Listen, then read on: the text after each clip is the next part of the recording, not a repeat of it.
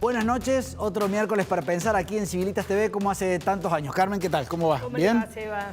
Bueno, el programa de hoy, a veces ustedes saben que nos remontamos hasta la cúspide de la montaña para ver los principios generales, ciertos valores, pero hoy vamos a aterrizar al llano porque por estos tiempos en donde se discuten presupuestos nacionales, provinciales y municipales, hay que pasar blanco sobre negro, hay como mucho discurso, mucha flatulencia verbal, por decirlo de alguna manera, y finalmente aquí es cuántos impuestos nos cobran, que en el caso de Argentina, como ustedes saben, es muchísimo, y qué nos dan a cambio y además en qué orden de prioridades. ¿Nos dan muchas macetas o nos dan cloacas o nos dan educación o nos dan seguridad o nos dan farolitos de Navidad? En esa discusión se le va la vida a la Argentina porque durante muchos años no le hemos podido dar y el populismo nos fue metiendo como que teníamos que estar contentos por todo, por la bici senda en altura aquí en Córdoba, por el faro, por el arbolito navideño que se prende. Es como que nos han dado mucho pan y circo y ha llegado el momento ahora en la era Milei, para decirlo de alguna manera,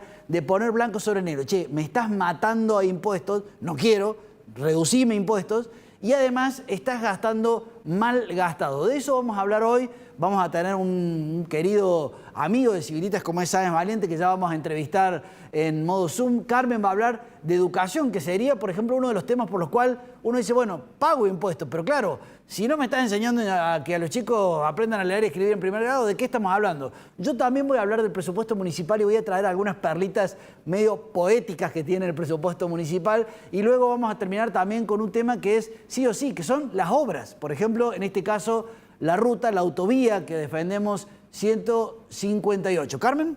Bueno, dos comentarios.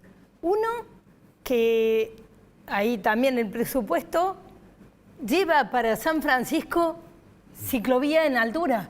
Claro. O sea, cuidado los de San Francisco, que a ustedes también les van a inventar necesidades. Está estudiado que puede haber un caudal de 7 bicicletas en un trayecto por día en San Francisco. No tiene sentido hacer esas obras ahora. No tiene sentido con el grado de urgencias que tenemos. Así que atención, San Francisco. Pero la columna... seguimos. Bueno, entonces lo vamos a recibir porque, claro, estuvimos en una reunión de cierre de año y Sáenz Valiente siempre con la claridad que tiene y la experiencia, nos habló de 50%, los 4 50% que nos demolió, digamos, como contribuyente. Dijimos, nos dolía cada vez que decía 50%, a mí la billetera me decía, ¡ay!, como contribuyente, y por eso lo hemos convocado para que nos hable de esta materia pendiente en Argentina, que es bajar los impuestos. ¿Qué tal, Sáenz Valiente? ¿Cómo vamos? Hola, bueno, Santi. Mirá, ando espectacular porque mayor lujo que hablar con Carmen y que hablar con vos también, Sebastián, y haber comido esos sanguchitos tan ricos el otro día y encontrarme con gente tan valiosa, amigos, conocidos, pero en especial asesores de nuestra querida Carmen, que somos todos ad honorem. Es un orgullo para mí integrar esa línea. Creo que es la única senadora que yo conozco o senador que puede haber conseguido la batalla de gente que quiere ayudarla, que quiere apoyarla para apoyar al país y para que el país crezca. Bueno, muy bien, gracias. Ahora, efectivamente fue ordenado. Contanos este 50-50-50 que fuiste mencionando tan trágicamente ese día, digamos. Bueno, los temas tributarios son bastante trágicos. No, hablaba simplemente de que, no es un problema menor la evasión, que el 50% aproximadamente del total de la economía del país se maneja de forma subterránea. Ningún país puede crecer, puede desarrollarse sanamente en esas condiciones. Todo lo que es actividad informal llega seguramente a los rincones de todo lo que es droga, el tráfico de órganos, tráfico de personas. La verdad que es muy, muy triste la situación en ese sentido y muy, muy peligrosa. Entonces, yo creo que evidentemente no es solo culpa del contribuyente de esa evasión, sino si nosotros vemos que además el otro 50% le corresponde al costo que tienen los productos en un supermercado, por ejemplo, bueno, se ha creado un canal hábil para que la gente justifique la evasión y que esté realmente justificada en el fondo, con el drama, como te digo, que significa, ¿no? La evasión, hay muchísimos motivos para que exista.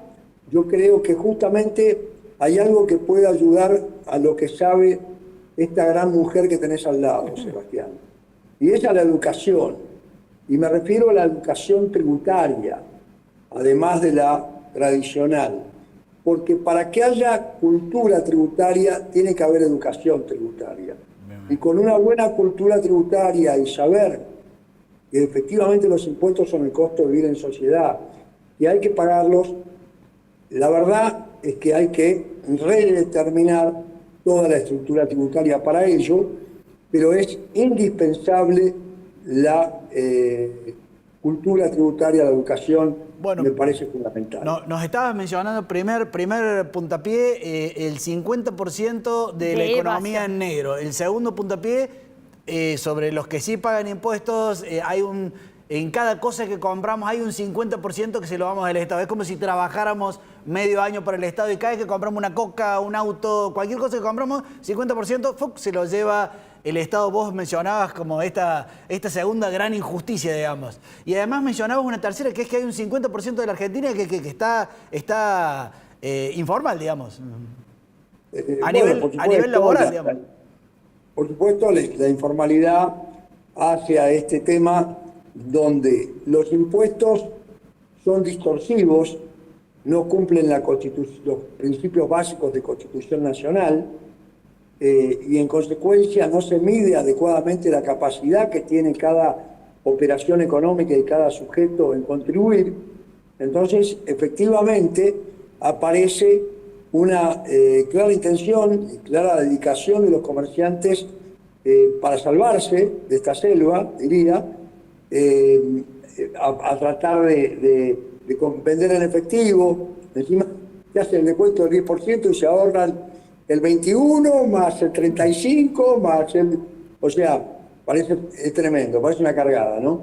Pero realmente creo que, a ver, para pasar en blanco esto, ¿no?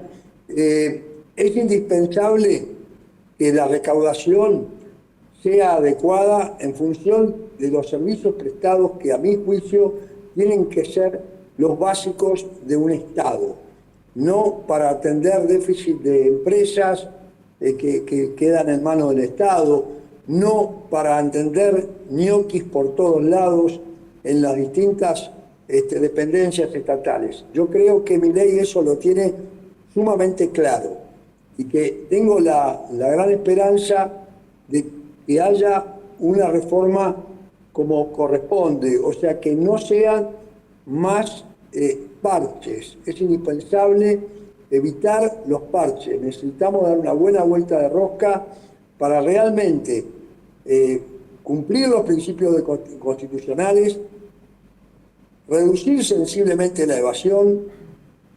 Cada punto de evasión son miles de millones que no entran al Estado y, la verdad, tener impuestos, propiamente dicho, que cumplan con toda esta cuestión básica. Bien. Y que la gente esté dispuesta a pagarlo. Esto es algo que lleva mucho tiempo. El gobierno de Milei ha eliminado algunos impuestos, como el impuesto, por ejemplo, que se llama el cariñoso ITI. Cariñoso ITI es un 1,5% sobre el precio de venta en las ventas de propiedades que no están afectadas por la actividad productiva. Esto ha sido derogado yo creo que no era del todo lógico, tampoco porque era sobre un precio. Claro. Uno puede no tener renta, no por el hecho de que haya un alto precio del inmueble que se vende. Claro, bien, bien. Santi. Sí, Carmen. Me gustaría un comentario final casi, pero que creo que es crucial porque acá, como te decía Sebastián, estamos discutiendo el presupuesto de la provincia de Córdoba, el presupuesto de la ciudad de Córdoba, pero se está discutiendo en todas las provincias más o menos lo mismo. Y de Córdoba, de una Córdoba productiva, de una Córdoba que debería ser pujante, los ingresos de la provincia en más del 70% se explican por los ingresos brutos, que dirías vos, es un impuesto tan distorsivo. Por favor. El más bruto de los impuestos. Sí, a ver, es un impuesto que va en cascada, porque Claro. se cobra desde la etapa inicial hasta la final y se va acumulando en cada una de las etapas. Si uno quiere devolver ese impuesto con motivo de una exportación, no tiene forma de saber cuánto impuesto haya acumulado, porque depende de la cantidad de pasos, de etapas que se hayan trasladado. Es un impuesto que obviamente parece una nimiedad si hablamos del 2%, el 3%, aunque hay jurisdicciones que tienen arriba del 5% para actividades comerciales. Si bien se hizo un pacto que se llamó el Pacto para la Producción, el Empleo y el Desarrollo, parece casi una cargada, muy pomposo, y se están de alguna manera respetando esos porcentuales que se habían pactado, tenemos que tener en cuenta que está lleno y cada vez más de pagos a cuenta, de retenciones, y estas que no son las retenciones que hablan de los derechos de exportación, ¿no? Estos pagos a cuenta que se exigen en cada operatoria se acumulan, terminan además surgiendo saldos a favor, y esos saldos a favor el fisco no los devuelve en forma inmediata y además pone trabas para que el contribuyente pueda solicitar una devolución de los mismos. Con lo cual es el peor de los males, son los saldos a favor, no solo de este tributo, sino de los demás, que también pasa lo mismo. Impuestos nacionales. Lo que es muy importante, Sebastián, Carmen, tener en cuenta que lo que es el convenio de tributación entre las provincias y la nación ya tiene muchísimos años, animaría a decir, no me acuerdo porque era 1978, más de 30 años, sin tener una modificación adecuada. Acá hay que generar en forma clara cuáles son los servicios que cada tipo de jurisdicción tiene que prestar y cómo los va a financiar. Santiago. Acá hay un tema también con el impuesto a valor agregado, que se está hablando de una combinación entre nación y provincia. Sí, Sebastián. No, súper agradecido, y además remarco que desde el principio, todas las veces que te hemos entrevistado, sos un gladiador de una cosa que ya hemos tomado como costumbre, que es que el Estado nos cobra, se nos acumulan impuestos, no nos lo devuelve y bueno, no, es para el año que viene, claro, pero me lo sacaste, digamos, o sea, es una injusticia, es el Robin Hood, o sea, un señor que viene y dice, dame la guita y me la llevo y ya veo cuándo te la devuelvo, digamos. Son impuestos sin ley, pagos sin causa. Claramente, impresionante. Gracias, Muy bien, Santiago, gracias, por haber Santi. estado en Civilitas. ¿Ah? A ustedes, Muchas gracias. por favor, saludos en Córdoba. Gracias. Por favor, les pido. Bueno, muy bien. La mejor provincia. Bueno, allí nuestro amigo Santiago Sáenz Valente, qué lujo tenerlo, la verdad, porque además Total. tiene una claridad y además tiene una precisión. Claro, este tema es muy, pero muy injusto. Recién vieron que él, a pesar de que tiene muchos contactos con Córdoba, hablaba de en algunas provincias. Yo les digo, como empresario, yo pago el 7% de ingresos brutos, el 7% de ingresos brutos, y a final de año yo no gano el 7%, o sea, tengo de socio al Estado creo que es como una garrapata que es impresionante, digamos, lo que pasa. Y cada vez que le compro a alguien viene con el ingreso bruto, tal cual dice, esto está encadenado y hace que todo sea muy, pero muy caro. Si les parece... Pero además, usted... Por eso no toma más gente. Claramente. Eso hay que entender, que cuando no dan trabajo, es porque están asfixiados. Si les parece, durante un minuto nos vamos a ir al otro lado de la vereda porque, como hablamos en este programa, pagamos mucho impuestos y ¿qué nos están dando a cambio? Le voy a pedir a Carmen que haga puntos sobre las IES en la cuestión de educación, que sería uno de los elementos, seguridad, justicia, educación, por los cuales pagaríamos impuestos si la cosa funcionara. ¿Cómo anda la educación, Carmen? 2 comentarios. Uno, las provincias están gastando mucho porcentual en educación. Y la educación que reciben ustedes ya la tienen a la vista. O sea, un mínimo porcentaje aprende a leer en tiempo y en forma, terminan la primaria, la mayoría de los chicos sin tener las competencias en matemática y en lengua como debería ser. Y en el secundario, imagínense, chicos que llegan con ese déficit, la mitad se cae, dice, la mitad deja entre primero y segundo año, que es un suicidio. Lo mismo es la consecuencia lógica de no haber aprendido a leer, de no tener la matemática mínima, de no tener las habilidades en hábitos y en organización para asumir una escuela secundaria. Por eso me gustaría decirles una máxima. La secundaria no se arregla en la secundaria. Esto no es un juego de palabras que me gustan, sino que tenemos que poner todo el centro, todo el foco en algún punto para cambiar la realidad. Esto es, enseñemos a leer y a escribir en primer grado. Esa es la gran causa. Pero como les decía, las provincias gastamos muchísimo porcentaje en educación. Por ejemplo, hoy oía que la universidad provincial tiene 800 sueldos. Claro. 800 sueldos es un despilfarro, es una locura, porque les estoy diciendo que la mitad de los chicos dejan el secundario. Y que los que terminan el secundario, solo el 13-12% tiene las competencias que se esperan, las competencias mínimas esperadas. No, tenemos como asesora a nivel nacional a Donoren también a ni más ni menos que un prócer, digamos, que es Taquini, digamos. Y Taquini en esta reunión, que también estaba Sáenz Valiente, nos marcaba, por ejemplo, el caso del gobierno de Catamarca, donde claro. ¿Cuánto era el porcentaje que te dedicaba a educación? 42%. O sea, la mitad del presupuesto de educación deberían ser Harvard, digamos, Catamarca. Claro.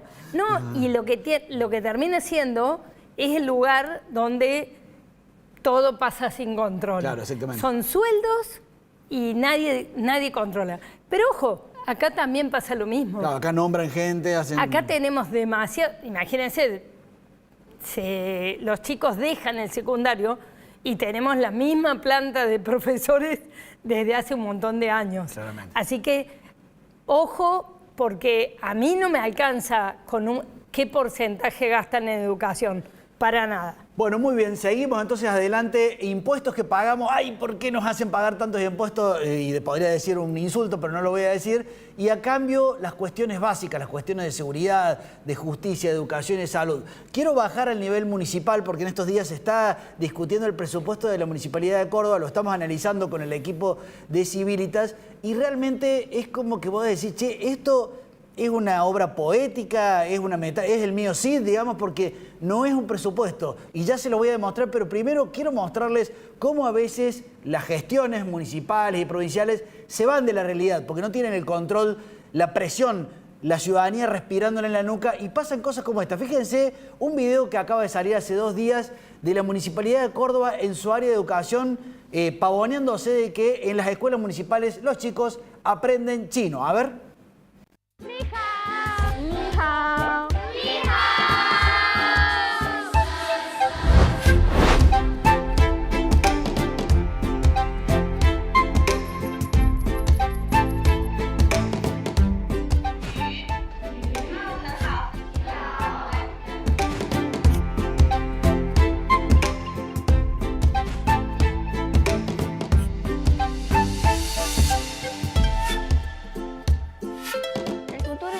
Se escribe en todos los idiomas.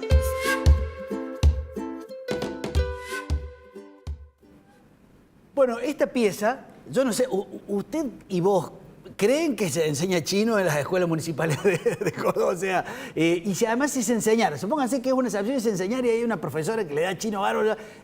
Che, pero esto... ¿Está bien, digamos, que estemos enseñando chino en las escuelas municipales donde los chicos no aprendan a leer y escribir en los barrios marginales? O sea, por lo menos yo le diría, por lo menos le empezamos a enseñar inglés y portugués antes que chino, porque no sé cuánto vamos a aprender. Realmente eso es para filmar este tipo de videos, para lucirse, para ir a un congreso internacional y decir en las escuelas municipales enseñamos chino, pero vos y yo sabemos que en una municipalidad de Córdoba que no tenemos cloacas, que no tenemos transporte, que no tenemos nada, que llueven 3 gotas y se inunda toda la ciudad de Córdoba, realmente que el área de educación de la municipalidad de Córdoba esté enseñando chino es como cuando Cristina Fernández de Kirchner se quería hacer la arquitecta egipcia, digamos, es una vanidad del gobernante y del secretario de turno. De hecho, tengo que decirles, aunque esto a veces me ha traído mucha polémica, digamos, que la municipalidad no está para dar educación, porque esas 38 escuelas municipales, comparado con las 500 escuelas provinciales que tiene la provincia en la ciudad de Córdoba, realmente es un gastadero de plata que esas 38 escuelas deberían pasar al ámbito provincial perfectamente, porque la municipalidad, y sobre todo la municipalidad de Córdoba, tiene materias pendientes muy gruesas, pero muy, muy gruesas, digamos. La mitad de la ciudad no tiene cloacas y aquí estamos, enseñándole chino mandarín en las escuelas municipales. Fíjense, les quiero mostrar aquí en pantalla cómo en el presupuesto municipal hay una primera placa que le quiero pedir al director, porque esto es de manual, digamos. O sea, se los voy a leer, no sé si lo puede poner en pantalla, porque el artículo 28, que es cuando arranca el presupuesto 2026, dice: facúltase al Departamento Ejecutivo Municipal, el intendente, a implementar modificaciones sobre el presupuesto que fortalezcan la ejecución de programas con enfoque de género, niñez y adolescencia, así como para aplicar criterios de sustentabilidad ambiental. El presupuesto será utilizado como una herramienta transversal para generar impactos positivos en la comunidad, promoviendo acciones que contribuyan a la consolidación de los objetivos de desarrollo sostenible, la inclusión y el fomento de prácticas sostenibles en los ámbitos económico, social y ambiental. Digamos. Los presupuestos que, claro, aflojale un poco, digamos, o sea, no me versé, digamos, estamos locos, digamos, o sea, este artículo dentro del presupuesto municipal es para matarse la risa, por no decir... Justo el presupuesto debería decir, voy a gastar tanto en tal cosa. Claro, tiene que ser muy concreto. No, terrible. Bueno, de este artículo hay un montón. De hecho, le voy a pedir la siguiente placa, pero ya no la voy a leer. Pero en este punto 1.1, cuando empiezan, habla del contexto nacional, por supuesto, se mandan una politiqueada porque dicen, a pesar de los ajustes de Milei, nosotros como municipalidad estamos ayudando a promover de que no haya pobres en Córdoba. O sea, una cosa que se los pido que lo lean, por favor, cuando llegue el momento, búsquenlo en internet, porque es una desiderata que primero es mentira, o sea, no es real lo que está diciendo allí, pero además es una verborragia, no hace al presupuesto, digamos, que tomen semejante partido municipal. Cierro con esto. La motosierra en la Municipalidad de Córdoba, no es que yo me quiera hacer el Milei, es exigible, digamos, o sea, hay demasiadas secretarías, demasiada gente nombrada. De hecho, reconocen que hay 11.000 empleados, pero vos y yo sabemos que hay otros 11.000 que están por fuera, que son becarios, chalequitos azules, gente que está... O sea, esto está mal manejado y como nos agarran en diciembre ya con la guardia baja, muy cansados, no podemos pelear los ciudadanos, entonces nos cobran impuestos, nos asesinan impuestos y por el otro lado se la gastan en tonteras, en gente para la política. Cierro con esto, este segundo video para que vean que no es solamente que enseñan chino mandarín, sino que mientras la ciudad se inunda, mientras no hay cloacas y mientras hay inseguridad y barrios favelizados, hay un lugar donde hay el Museo de las Niñeces, digamos, en Córdoba, con estos videos de chicos felices que cantan y bailan y juegan, mientras no pueden jugar en la plaza pública porque o se electrocutan o alguien los roba. A ver. Manuelita. Manuelita.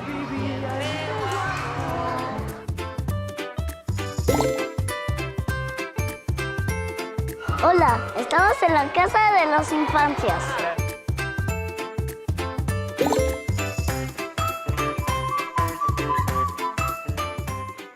Estoy acá jugando, estoy acá con mi amigo y por eso estamos acá Así que entonces vinimos acá a jugar.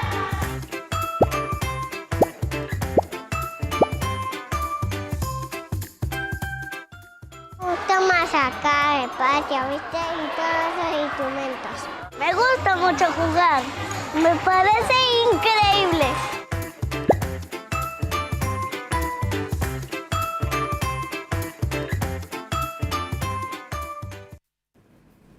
Muy bien. Carmen, otro Usted aspecto. sabe que yo vengo de un apoyo escolar y yo no puedo filmar los chicos. Claro, sí, sí, sí. No, Ahí- no podemos. Eso no se hace. Yo no puedo filmar los chicos, pero los chicos que yo veo no están contentos. Sí, sí. No están así. Córdoba está partida, Córdoba está muy violenta, los barrios están muy dolidos, los chicos de las escuelas públicas, como no aprenden a leer, unos sufren bullying, otros están avergonzados. Acá la realidad dista bastante de ese videíto, No. aunque no suene alegre. No le están enseñando chino mandarín, ¿no? Tampoco. Bueno, pero hay un tema estructural y con esto vamos cerrando el programa, que es una razón muy potente por la cual estamos dispuestos a pagar impuestos, a pesar de que nunca es grato, digamos, es que hagan obras. O sea, cuando por ejemplo, claramente hemos reconocido la obra de la circunvalación, por eso ganó Schiaretti, digamos, o sea, esa sí que es una buena obra. Después nos salió cara la joda, pero realmente vale la pena. Pero si hubiera cloacas, si hubiera cosas estructurales, y una de las cuestiones estructurales es la demorada Ruta 158, que ya debería ser una autopista, es la que une San Francisco, Villa María y Río Cuarto, y sin embargo no pasa nada. ¿Qué está pasando, Carmen? Ni siquiera está en ningún nivel de presupuesto, ni nacional ni provincial. Porque es una ruta que es un poquito difícil, porque la ruta 158, imagínense decir ese número en Buenos Aires, nadie tiene idea. Nosotros sabemos que es la ruta provincial número 1, original, la primera ruta que tuvo Córdoba. ¿Cómo no va a ser importante? Y les digo, ¿qué novedades tengo en respecto a esta ruta? Tenemos todavía interesado aquel empresario ecuatoriano que está esperando que baje un poco el riesgo país, pero lo seguimos alentando y está haciendo inversiones para estudiar distintas factibilidades de esa ruta.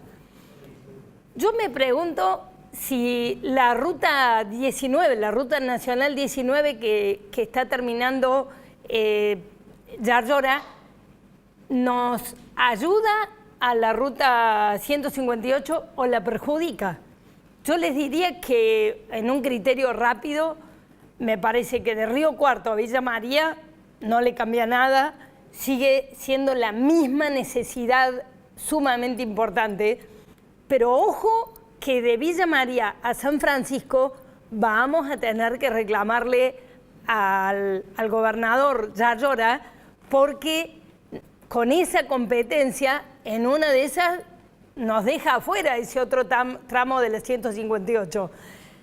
Además, le quiero contar que estamos trabajando muy a fondo el corredor bioceánico desde el Atlántico hasta el Pacífico, o sea, desde Brasil, Córdoba, Argentina, pasando por Chile, pasando por la minería de San Juan y llegando al puerto de Coquimbo.